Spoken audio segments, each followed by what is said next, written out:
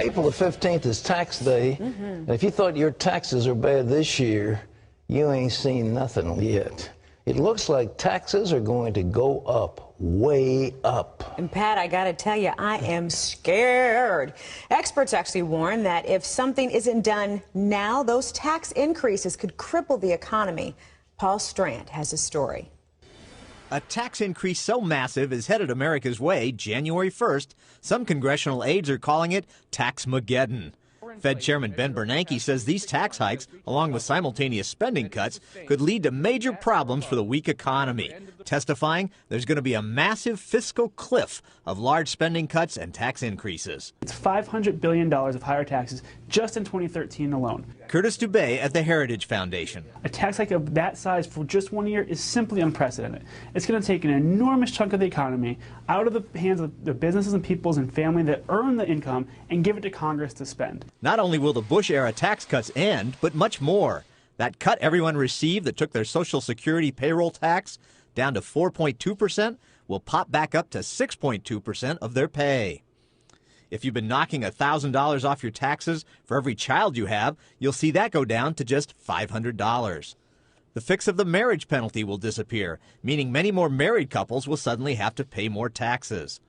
That patch on the alternative minimum tax will get unpatched, which means many more middle-income Americans will get treated like they're rich in the eyes of the IRS and taxed much more. 70% directly falls on middle and low-income taxpayers. But not everyone sees hiking taxes next year as a bad thing, especially if it hits the rich. Raising taxes in the short term and spending it, particularly taxes on the top end, will produce more jobs. We have a lot of corporations and a lot of very wealthy people sitting on their money. Robert Borosage's organization, Campaign for America's Future, leans left. He sees government using all that new tax revenue to rebuild America. Because our infrastructure is so decrepit, you'd put people to work, create the demand that then would get those wealthier people and the so-called jobs creators to create some jobs. But Dubé at the Conservative Heritage Foundation says it's the threat of such tax hikes that keeps businesses from investing. There's so much uncertainty. They don't know if they can add new workers. They don't know whether they should make a new investment, so they're holding back and waiting. So Taxmageddon is really hurting the economy today. But Borosage worries without new tax revenues, massive spending cuts will devastate public schools, public works, Pell Grants for college kids, and so much more. Food stamps and Medicare and aid for the most vulnerable, seniors, people at the end of their life. We're too rich a society to make those kinds of cuts. Dubé insists the best way to help everyone in America is get business thriving and get everyone back to work. And Taxmageddon will only retard all that. It will slow job creation, it will slow wage growth, and it will really hamper the still staggering economy from recovering fully. Congress and the president could stop Taxmageddon, but it appears there's no political will to tackle it until after the big November election. Paul Strand, CBN News, Washington. Boy, you talk about a perfect storm. It's coming, ladies and gentlemen. But you know, the president he's been playing politics, and it should make you sick at your stomach. He's been running around saying, I'm campaigning for the Buffett rule to raise taxes on people making more than $1 million a year.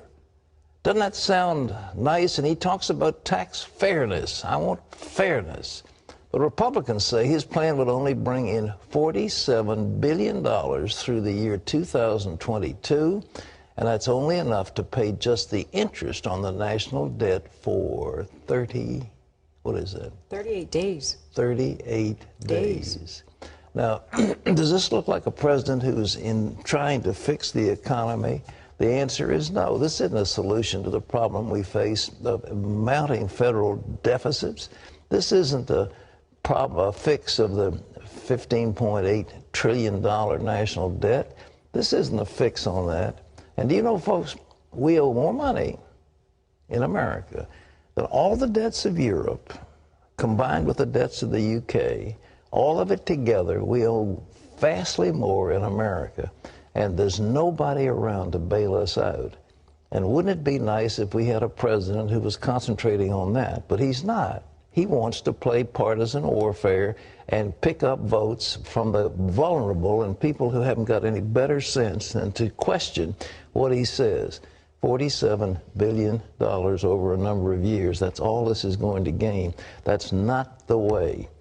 There's got to be massive, there have to be massive cuts in federal spending and stopping of waste. And nobody wants to talk about waste. They talk about, well, you're going to put stuff on the backs of the poor and you're going to hurt the vulnerable and this, that, and the other.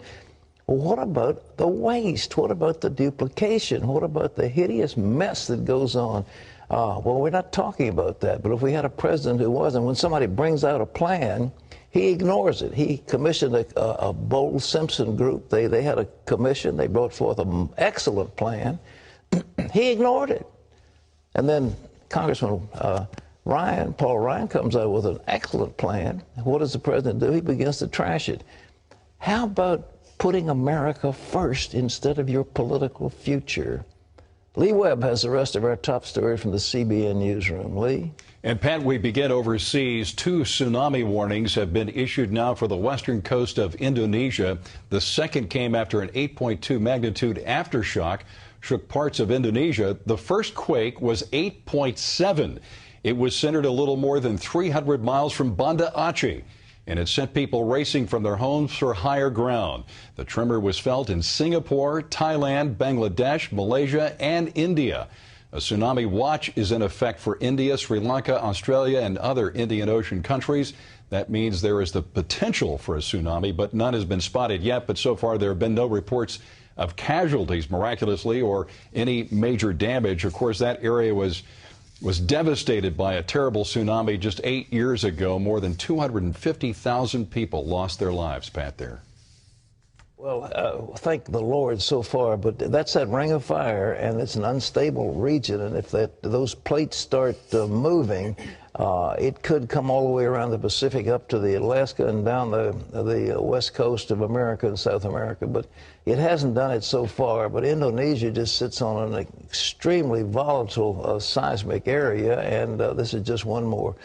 8.7 is a monster earthquake. Lee? Back here at home, Pat, Mitt Romney now has a clear shot at President Obama in the race for the White House. Rick Santorum has stepped aside. Now Romney takes the mantle he has always expected, presumed nominee for the Republican Party. Dale Hurd has the story. Miracle after miracle, this race was as improbable as any race that you will ever see for president. But Rick Santorum was trailing in his home state of Pennsylvania, and with the primary 2 weeks away, his uphill climb against a much better funded Mitt Romney could have ended in an embarrassing defeat. We made a decision to get into this race at our kitchen table and against all the odds. And we made a decision over the weekend that while this presidential race for us is over for me, and we will suspend our campaign effective today, we are not done fighting. But the winner of Iowa and 9 other states left his mark on the race and a few bruises on Mitt Romney. He is the worst Republican in the country to put up against Barack Obama. Santorum did not immediately say if that opinion has changed or if he would endorse Romney, but the frontrunner was celebrating nonetheless. This has been a good day for me. Romney had been planning an aggressive $2 million attack on Santorum. Now he can target that money and his energy on President Obama. This is not just your run-of-the-mill political debate. We have not seen a contrast like this in a long time. Dale Hurd, CBN News. Many analysts expect a tight race in the general election. A new Rasmussen tracking poll shows both candidates tied at 45%. There is a huge gender gap, however, Pat, and Romney's challenge now is going to be to try to win over women to the Republican side. Well, I really think that part of the gender gap was brought about by Santorum's statements. I mean, he's against birth control and things like that, and women just don't buy that.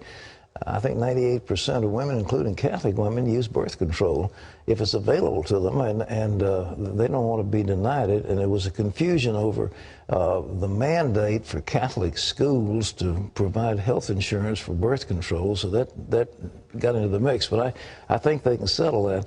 But the thing is, Lee, that we've got to understand about Santorum, he had the risk of losing Pennsylvania. If he lost Pennsylvania, he was toast in terms of a national figure. As it was, he almost won several major states. He won a number of other states. He came out of nothing to show very well.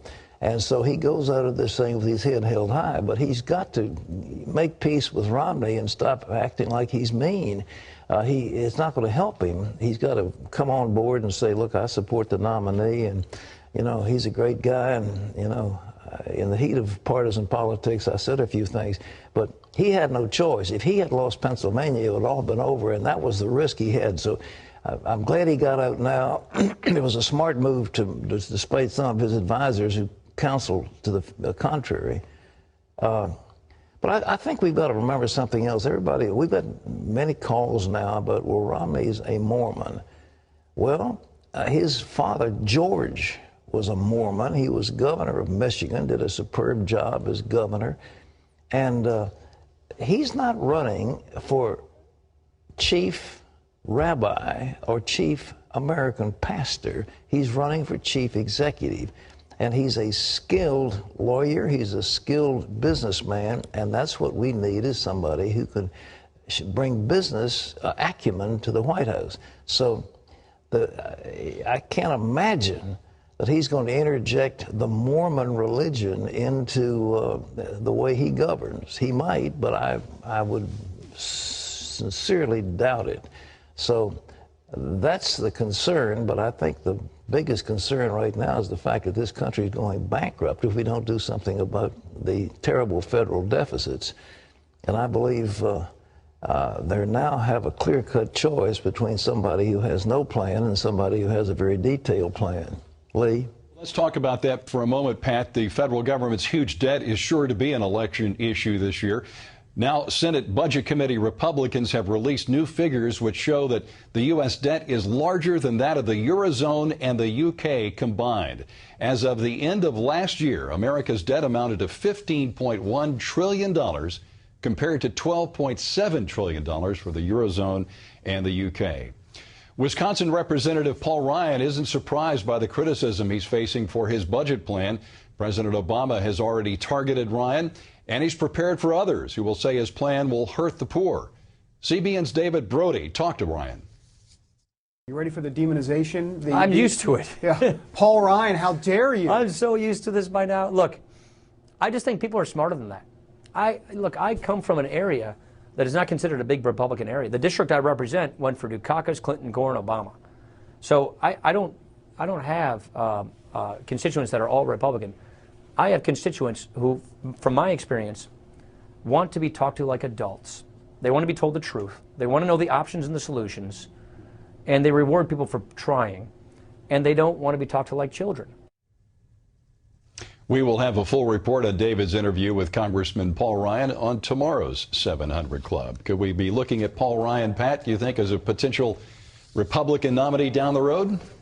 I don't know. It's possible down the road. I kind of doubt it. I think that there's so many people waiting in the wings, not to mention the current, the former governor of Florida, others who are out there.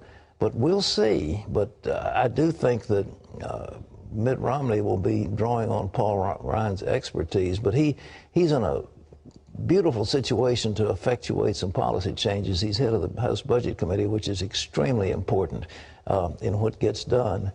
But you know, folks, it's time that we do grow up as Americans.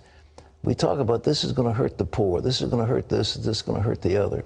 We've got to come up with intelligent solutions that says this is what we can afford and this is what we can't afford.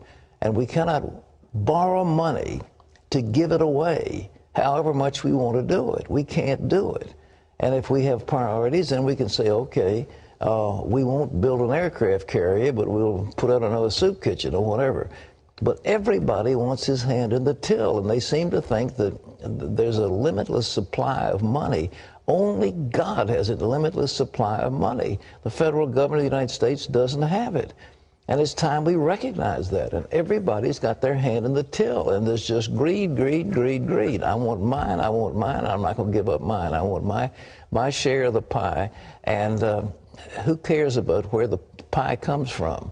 And now that we're borrowing, what are we borrowing? 40 cents on every dollar we spend is being borrowed. When are the Chinese, the Japanese, and the others around the world, the Brazilians, are going to stop lending us money? Well, it's going to happen relatively soon. And when that happens, chaos can descend upon us. We don't want to be like Greece. Lee? I think it's safe to say, Pat, that our federal government has an obesity problem. But speaking of obesity, it now accounts for nearly 21% of all health care costs in the U.S. That's more than double the amount analysts had projected. A new report from Cornell University finds the yearly medical expenses of an obese person run about $2,700 more than those people of a normal weight. That adds up to about $190 billion a year. The government says more than 35% of Americans over the age of 20 are obese. Pat? High fructose corn syrup. High fructose corn syrup. And I know the corn industry says there's no difference. Well, there is a difference, and a chemical difference, and I think that what it's causing is an epidemic of obesity. Everything has high fructose corn syrup. They jack it up. Then they put MSG in so many things. It's loaded up with salt. We have all kinds of problems, and you know, we supersize these burgers and fries. But you eat burgers and you eat a double cheeseburger, you eat an order of fries, and you have a chocolate shake.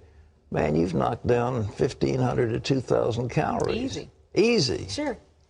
Easy. Easy. Well, I was watching that story and I was thinking, you know, everybody needs that special motivation to lose weight. And some people are like, if I could have that special diet pill or fit into that outfit. I tell you what, you start messing with my pocketbook, that's the greatest motivation there is, Sure you know, when you is. start messing with my money.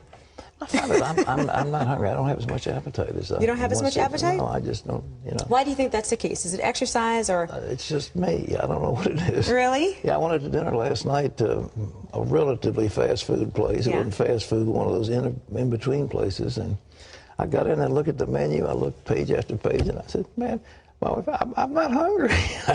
I'll have a bowl of soup. I just didn't want anything. That's a good thing. It's a good thing. That's a great thing. About 100 people gathered at a memorial service to mourn the loss of the 7 students murdered at a Christian college in Oakland, California last week. Several local leaders also attended the ceremony and offered their condolences. People of Oakland have really expressed a lot of love and support for you. This is a city that prays in 130 languages, that's as diverse as your school. It is one where people ask me all the time, is there something else that we can do? Oikos University has been holding daily concerts to remember the victims. Officials say those will continue. The school focuses on serving Korean immigrants, but is attended by students from around the world. Syrian security forces have executed more than 100 people since late last year. A new report from the group Human Rights Watch documents the mass slayings of 85 civilians, including women and children. 16 wounded or captured opposition soldiers have also been executed. One official at Human Rights Watch says that number may be the tip of the iceberg. The report says Syrian opposition forces have also committed similar atrocities. You can always get the latest from CBN News by going to our website at cbnnews.com.